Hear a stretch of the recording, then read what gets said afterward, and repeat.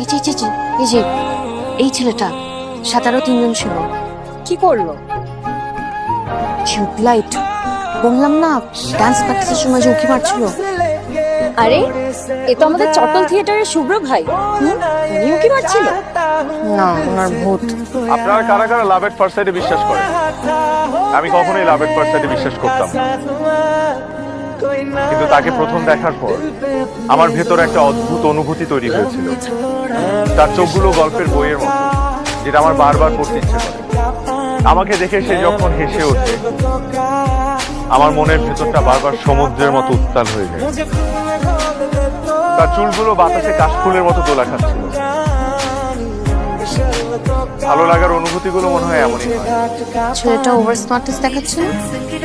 আবার কি করলো? টিউবলাইট, তুই না আজীবন টিউবলাইটই থেকে যাবি।